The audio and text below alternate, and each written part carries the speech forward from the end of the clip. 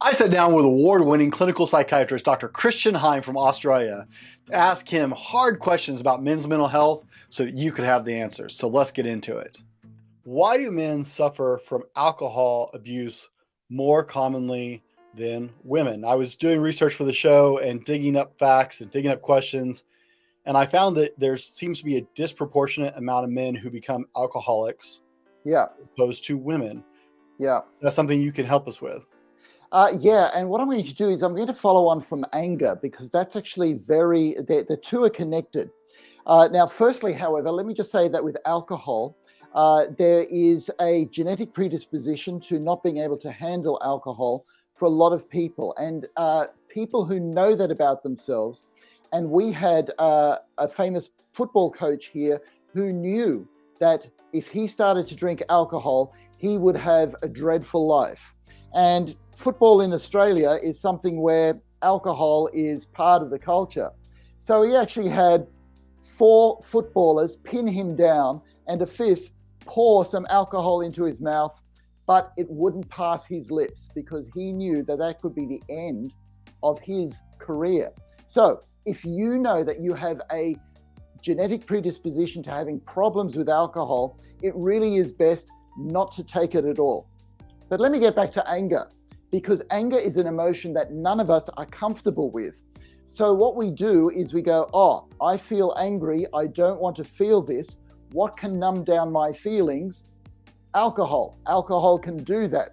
So while you're drinking the alcohol, it's like you don't feel the anger for a while. But as you know, what actually happens is alcohol takes away the control that you had over the anger, which is why there are more fist fights on a Friday and a Saturday night, because they're fueled by anger and alcohol. It's actually a really bad combination. So again, there are things about males, the increase in testosterone, that means that anger, it's not that females do not experience anger. Guys, you know that they do, but in the anger state, and this is going to be a strange thing to say, there's nothing wrong with being angry. It's what you do while you're angry that makes the difference. So if you can think about your anger and choose your next words, rather than drink alcohol to try to forget about it or to lash out of control, that's the better choice. But yeah, alcohol, we like it because it's a social lubricant. It takes away some tensions, but keep it down, keep it under control. And more than anything, know your relationship with alcohol. Know what your limit is and know what's good for you. Now, I want to stop for a minute and appreciate something you said and dig into this, because I think as men, often we're told that being angry is not okay, that it's not okay to be mad, that that's not an emotion that we're allowed to deal with. Yeah. Because we're dangerous, right? Yeah. Because we're bigger or stronger. Yes. And I think that's something really important that you brought up. Yeah. Men experience anger, and that's natural. Anger is a very natural emotion. In fact, any emotion that you experience is actually natural, because emotions are more tied to the body than our thoughts. So it's what you do with that anger that becomes important.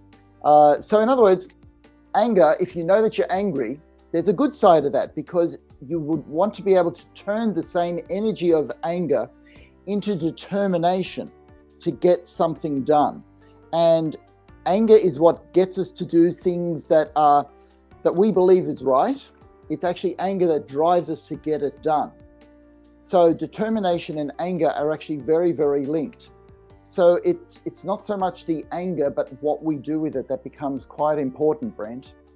Now, guys, if that was useful for you, be sure and check out our episode with him on the podcast here or this replay. And as always, be better tomorrow because of what you do today.